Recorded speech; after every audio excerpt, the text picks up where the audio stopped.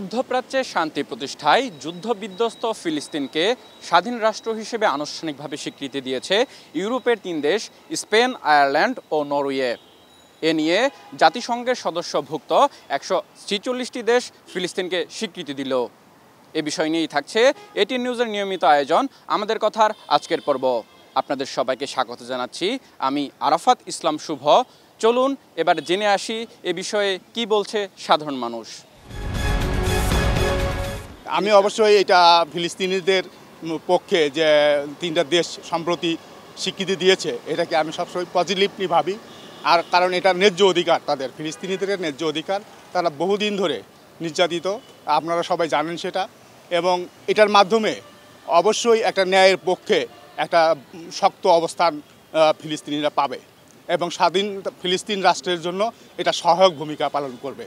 আমরা অনেক আগে থেকে দেখতেছি যে ইসরায়েল এবং ফিলিস্তিনের মধ্যে যুদ্ধ চলে আসছে, এবং যেহেতু ফিলিস্তিন একটি ইসলামী রাষ্ট্র, আমাদের উচিত অবশ্যই এর পাশে দাঁড়ানো।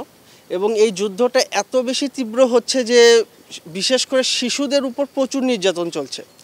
এখন আমরা যদি এই দেশের পাশে না দাঁড়াই এবং বাংলাদেশ সহ অন্যান্য যে শক্তিশালী দেশগুলো রয়েছে তারা যদি ইসরায়েলকে সমর্থন না করে, তাহলে কিন্তু ইসরায়েল নিজেকে সঠিকভাবে এখান থেকে বের হতে পারবে না। কারণ আমরা জানি যে তাদের কিন্তু সামরিক শক্তি অত বেশি সক্রিয় নয়।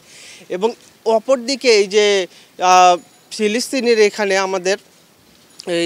আমাদের অবশ্যই সমর্থন করতে হবে। আমেরিকা যারা এইটার বিরুদ্ধে কথা বলতেছে জাতিসংঘে বিভিন্ন সময়ে, তাদের বিভিন্ন বিশ্ববিদ্যালয়, আমি গতকালকে অক্সফোর্ড বিশ্ববিদ্যালয়ের একটা কনভোকেশনে দেখলাম যে সেখানকার সকল শিক্ষার্থী চায় এই জেনোসাইড বন্ধ হোক, এখানকার একটা সুরা হোক।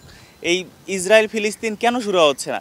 এই জিওপলিটিক্সের কারণে কিছু বিশ্ব মোড়ল তারা চাচ্ছে না। তারা কেন চাচ্ছে না? যেহেতু সারা বিশ্বের প্রায় 146টা দেশ তাদেরকে স্বাধীন রাষ্ট্র হিসাবে ঘোষণা করতেছে। এই কয়েকটা রাষ্ট্র কেন করতেছে না? আমাদের এই বিষয়ে সবার আগে জানতে হবে তারা কেন এটা চাচ্ছে না, তাদের কি স্বার্থ জড়িত।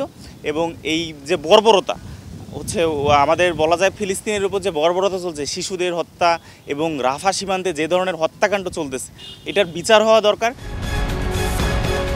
আমাদের কথা অনুষ্ঠানে রাজশাহী থেকে স্বাগত জানাচ্ছি আমি বুলবুল হাবিব। ফিলিস্তিনকে আনুষ্ঠানিক স্বীকৃতি দিল স্পেন, নরওয়ে ও আয়ারল্যান্ড। এ বিষয়ে রাজশাহীবাসী কি বলছেন, চলুন জেনে আসা যাক। এটা অবশ্যই একটা পজিটিভ দিক যে অন্তত তারা যেহেতু নির্যাতিত হচ্ছে এবং তাদের নিজস্ব ভূখণ্ড আছে, সুতরাং এটা তাদের অধিকার। সুতরাং সেই অধিকারটা তারা ফিরে পাক এবং সবাই সেটা স্বীকৃতি দিক, সেটাই আমাদের কাম্য এবং আমরা তাদের পক্ষে সমর্থন জ্ঞাপন করি।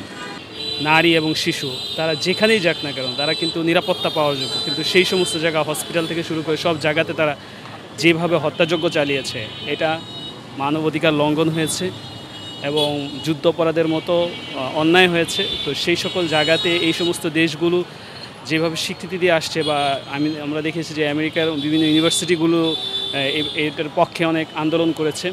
তো এইটা অনেকটাই পজিটিভ সাইড, গুড সাইড, যে আমাদের ইন্টারন্যাশনাল যে অর্গানাইজেশনগুলো আছে সেই অর্গানাইজেশনগুলো আন্তর্জাতিকভাবে ফিলিস্তিনকে স্বীকৃতি দিয়ে এই ধরনের অমানবিক নির্যাতনগুলো বন্ধ করে তাদের যে অধিকার, সে ন্যায্য অধিকার তারা যাতে পেয়ে সবাই যাতে শান্তিপূর্ণভাবে বসবাস করে, সেটা প্রত্যাশা থাকবে। অবশ্যই চাপে একটা সৃষ্টি হবে আস্তে আস্তে। এভাবে যদি যে ইউরোপের আরও দেশগুলো যদি আসে, আফ্রিকার দেশগুলো আসে, মুসলিম দেশগুলো যদি আরও ঝাঁপায় পড়ে, তাদের সঙ্গে কূটনীতিক সম্পর্ক বিচ্ছিন্ন করে, তাহলে আরও চাপে পড়বে ইসরায়েল।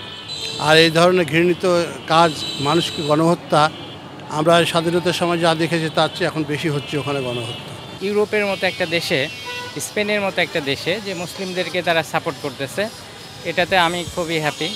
আরেকটা ব্যাপার হচ্ছে যে এটা আমেরিকাকে, তার উপর একটা প্রেশার আসবে।